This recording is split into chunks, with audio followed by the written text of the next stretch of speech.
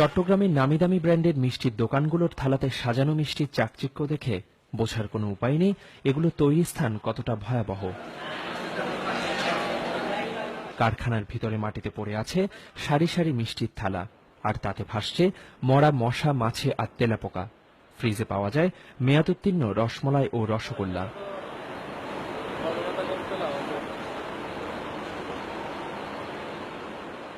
BSTI, RAB ও জেলা প্রশাসনের ভ্রাম্যমাণ আদালতের অভিযানে দেখা যায় ক্রেতাদের দৃষ্টি আকর্ষণ ও পচন রোধে মিষ্টিতে মেশানো হচ্ছে ফরমালিন ও বিষাক্ত রং, যা স্বাস্থ্যের জন্য মারাত্মক ক্ষতিকর। আর অধিকাংশ মিষ্টির মোড়কে দেয়া হয়েছে অগ্রিম উৎপাদনের তারিখ। বাজারে যে মিষ্টিগুলো বিক্রি হওয়ার পরে যে রসটা থাকতেছে এটা পুরো নিয়ে যাচ্ছে, নিয়ে ওই শিরাটা তারা আবার ব্যবহার করতেছে। একটা বিষয় নষ্ট শিরাটা। আর দ্বিতীয় হচ্ছে তারা ঘন চিনি, এটা বাংলাদেশে নিষিদ্ধ, সারা দুনিয়াতে নিষিদ্ধ, স্বাস্থ্যের অত্যন্ত ক্ষতিকর। এই ধরনের ঘন চিনি তারা ব্যবহার করছে এবং ঘন চিনি আমরা পেয়েছি এটা। তৃতীয়ত হচ্ছে যে এখানে তারা এই ডেট অফ প্রোডাকশন একটা বড় জালিয়াতি করেছে। বনফুলের অত্যন্ত নোংরা পরিবেশ, তাদের এত আনহাইজেনিক এনভায়রনমেন্ট, এটা আমরা কখনো কল্পনাই করতে পারিনি যে এরকম একটা ব্র্যান্ডেড প্রতিষ্ঠানে তারা ন্যূনতম যে পরিচ্ছন্নতা বা পরিষ্কার যে মেনটেন করার কথা হাইজেনিক এনভায়রনমেন্ট, সেটা তারা করেনি।